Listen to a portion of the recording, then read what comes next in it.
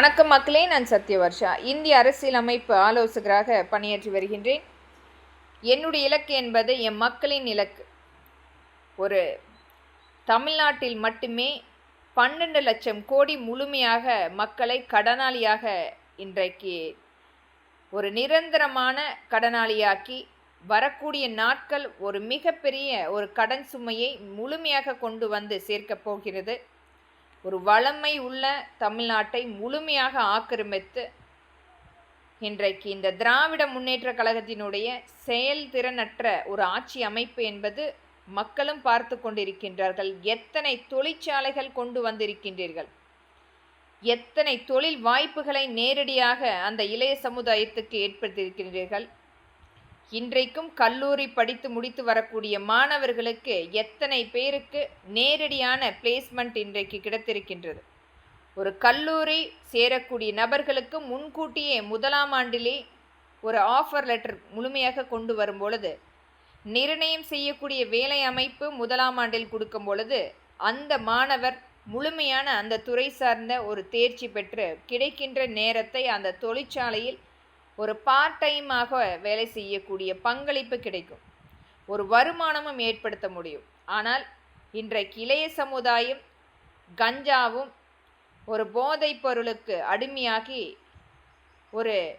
நாம் இன்றைக்கும் இந்த கைபேசி என்பது நம்மை ஆண்டு கொண்டிருக்கின்றது. அதுவும் அந்த ஏஐ மூலம் நாம் பதிவு செய்யக்கூடிய அனைத்து பதிவுகளுமே யாரோ ஒரு நபரால் கண்காணிக்கப்பட்டு கொண்டிருக்கிறது. ஆனால் இன்றைக்கும் மிகப்பெரிய அளவில் நாம் பிதற்றி கொண்டிருக்கின்றோம். டிஜிட்டல் ஆகிவிட்டது. நாம் இன்றைக்கு இந்தியா ஒரு மிகப்பெரிய வல்லரசு ஆகிவிட்டது என்று ஒரு நமக்குரிய அந்த நமக்கு தெரிந்த வங்கி கணக்கினுடைய அனைத்து அட்டவணையும் எங்கேயோ இருக்கக்கூடிய நபர் இன்றைக்கு முழுமையாக நம்மை கண்காணித்து கொண்டிருக்கின்றார். நமக்கு தெரியாமலே நம்மளுடைய பணம் முழுமையாக ஒவ்வொரு இடத்திலுமே சிறிது சிறிதாக எடுக்கப்பட்டு கொண்டிருக்கிறது. நமக்கு தெரியாமலே இன்றைக்கு ஒவ்வொரு இடத்திலுமே ஒரு லெட்ஜர் புக் இருக்கக்கூடாது என்பதற்கான ஒரு கையீடாக விளம்பரம் செய்து கொண்டிருக்கின்றீர்கள். ஆனால் இந்த நம்மளுடைய மிகப்பெரிய அளவில் இன்றைக்கு டிஜிட்டல் என்று சொல்லி கொண்டிருக்கும் அனைத்துமே நம்மை ஆண்டு கொண்டிருக்கின்றது.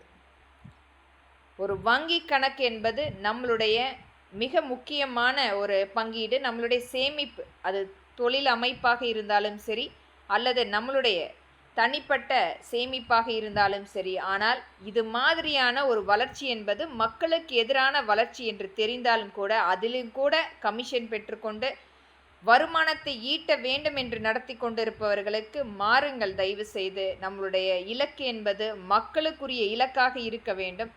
ஆனால் இன்றைக்கு இந்த தமிழ்நாட்டில் என்னுடைய மரணத்துக்காக காத்து கொண்டிருப்பவர்களுக்கு அந்த மரணத்துக்குரிய அழைப்பு கண்டிப்பாக அனைவருக்குமே நான் அனுப்பி வைக்கின்றேன் முறையாக. இப்பொழுது என் மக்களோடு சேர்ந்து நான் ஒரு சாதாரணமான ஒரு ஏழை எளிய மகளாக நடந்து வந்து கொண்டிருக்கின்றேன். எங்களுடைய இலக்கு அருகாமையில் உள்ளது. தயவு செய்து உங்களுடைய மக்களுக்குரிய சேவைகளை செய்யுங்கள். இன்றைக்கு ஒரு சாதாரணமாக ஒரு தொடங்குகின்ற கட்சி ஒரு 10 ஆண்டுகளில் ஒரு மிகப்பெரிய ஒரு சொகுசான ஆடம்பரமான வீடு, ஆடம்பரமான கார், இது போன்ற ஒரு வாழ்வாதாரத்தை மக்களிடத்திலிருந்து நீங்கள் திருடப்பட்டு ஒரு மிகப்பெரிய சொத்து இன்றைக்கு ஒவ்வொரு நாடுகளிலுமே, அதுவும் இந்த திராவிட முன்னேற்ற கழகம் இன்றைக்கு மிகப்பெரிய உலகத்திலேயே மிக பணக்கார வர்க்கமாக திகழ்ந்து கொண்டிருக்கிறது. ஆனால் ஒரு திருட்டு ரயில் ஏறி வந்த ஒரு நபர், அந்த நபருக்கு இன்றைக்கு உலகத்திலேயே அதிகபட்சமான ஒரு சொத்து, மேலை நாடுகளினுடைய சொத்து, அதுவும் துபாயில் ஆட்சி அமைப்பு மாறிவிட்டால் அங்கு முழுமையாக குடும்பமே சென்றடைவதற்குரிய ஒரு அமைப்பு. இது போன்ற எத்தனை கட்சிகள், வரக்கூடிய நபர்கள் அந்த மக்களுடைய பணத்தை எடுக்க வேண்டும். உங்களுடைய சொகுசான வாழ்வாதாரம் என்பது மக்களுடைய அவர்கள் கொடுத்தது. ஆனால் அந்த மக்களுக்குரிய வேலை வாய்ப்புகளை ஏற்படுத்த முடியாத நீங்கள் இன்றைக்கு என்றைக்குமே அவர்களுடைய நிராகரிப்பு இருந்து கொண்டிருக்கும். மாற்றம் கண்டிப்பாக வரும். காத்திருங்கள் மக்களே. உங்களோடு சேர்ந்து நானும் நடந்து வந்து கொண்டிருக்கின்றேன். நல்ல ஒரு ஆட்சி அமைப்பை ஏற்படுத்துவோம் மக்களோடு சேர்ந்து.